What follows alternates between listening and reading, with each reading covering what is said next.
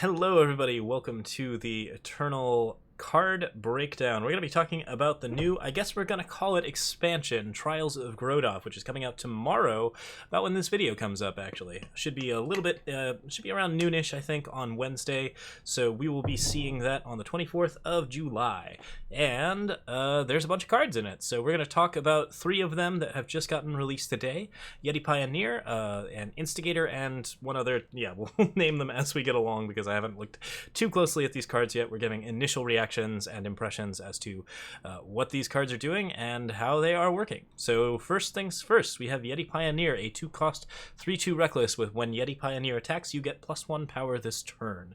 Now, that's a pretty reasonable stat line on a pretty reasonable aggressive unit.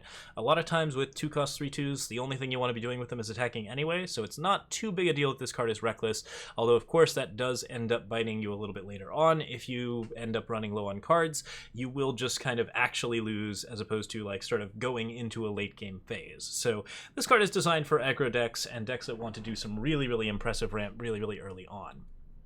But 3/2 for 2 on a Yeti and an Explorer, both of which are really relevant card types in Fire, means that you can do some pretty decent aggression very early, and also that +1 power is one of the better ramp effects that we have seen, both because it is on a 2-cost unit. That is something that is like really important. I think of the different red ramp cards, the only one that has been seen that has seen play is Bullet Shaper, which is a one that you can see specifically because it is on a 2-drop unit. So that's something that you're actually looking for if you're trying to get that kind of ramp going on.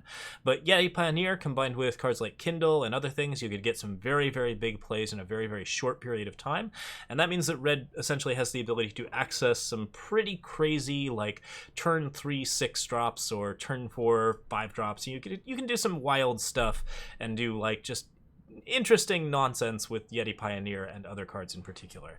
This allows you to play straight into 4-drops if you want to do like a deck that plays aggro into 4-drops like Siegebreaker or into cards like Eclipse Dragon, although obviously you can't support charge units on the attack because you have to attack first to get the +1 power. But yeah, overall, like that seems like something that's going to be really interesting for setting up cool red archetypes.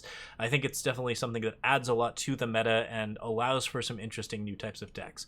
High risk, high reward, but the reward is actually good, and the cost of the card and the stat points are right to actually get that card out and play with it. I think Yeti Pioneer will see meta play, either in aggressive Skycrag Yetis or in some sort of really interesting ramp deck that just has a very good finisher. Maybe even like demand death into something completely nuts.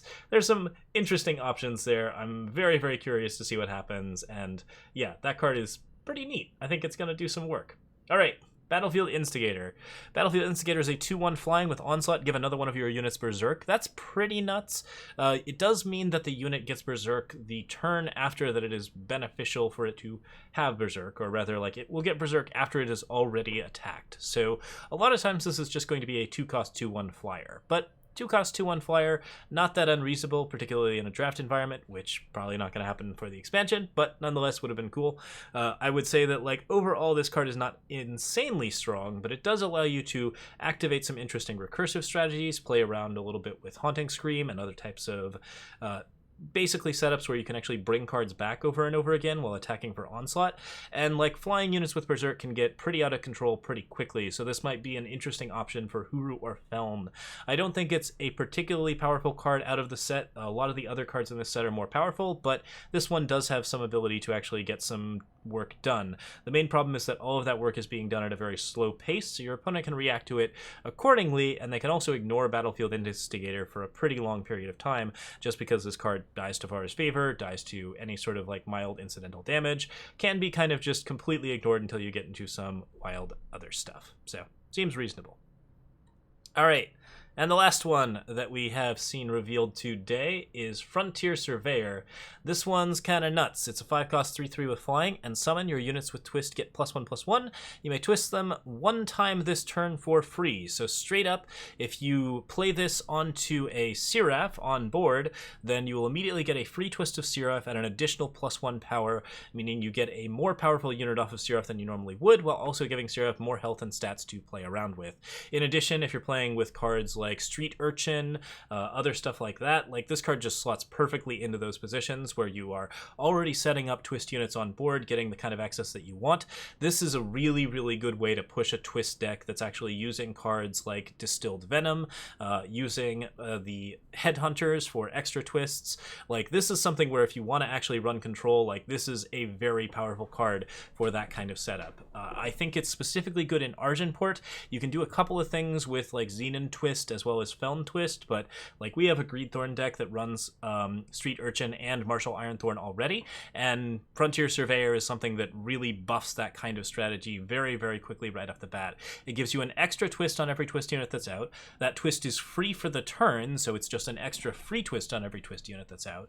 And then like, a lot of those twist units are cards that your opponent isn't necessarily going to want to pay attention to early on, like Headhunter, like Street Urchin, like if you want to play the Bat Lady, 1/1. Oh man, I can't remember what her name is. Colony Matron or something like that. No, it's the Feln Witch that transforms and twists into vampire bats. There's a lot of good twist units that play well with Frontier Surveyor, and a 3/3 flyer, while not an amazing stat line, is well worth it with the extra stat points that this card is sort of distributing around. Like, I would say that this and Blood Nurse and Wanted Poster, Headhunter, Seraph, there's a lot of interesting options here. This is the kind of card that actually pushes a twist deck in the ranked meta. Combined with Distilled Venom, I think we have enough twist cards to actually see twist decks in ranked, and also possibly in expeditions, depending on what next month's expedition ends up being. I think that's really cool. So yeah, this card is really, really good for anything that we want to do with twist. Twist is a really, really fun type of deck, and I think that Frontier Surveyor is something that absolutely supports that stat, even though the stat line on the card is not all that great.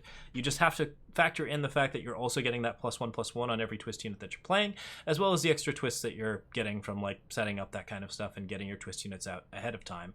So yeah, like, this seems like something that can absolutely see play. It does not have a lot of onboard effect, but it is enough of an annoying flyer that it can at least kind of pressure for lethal or do some things if your opponent is basically trying to outplay your control and like force you out of board setup. This card will still play and still attack and still do some amount of damage, even though it's not going to be the best thing to weigh against your opponent's other cards. So you need some support with this. You do need to set up the board, but I think this is a fairly powerful card that will see play with other twist cards and actually get some good benefits out of that. All right, Trials of Grodov is out tomorrow, so we're definitely going to be playing it. I have a half day, so I will be playing, I think, most of the day, and we will be just basically running through a bunch of these decks, playing around some twist and shift strategies. There's a lot of interesting stuff getting pushed out there. There's some pretty powerful cards that we've already seen, and some exciting legendaries that I'm guessing we haven't. So really looking forward to seeing what all is happening. Another 20 cards coming out. You've got the insignias, you got everything else that's happening.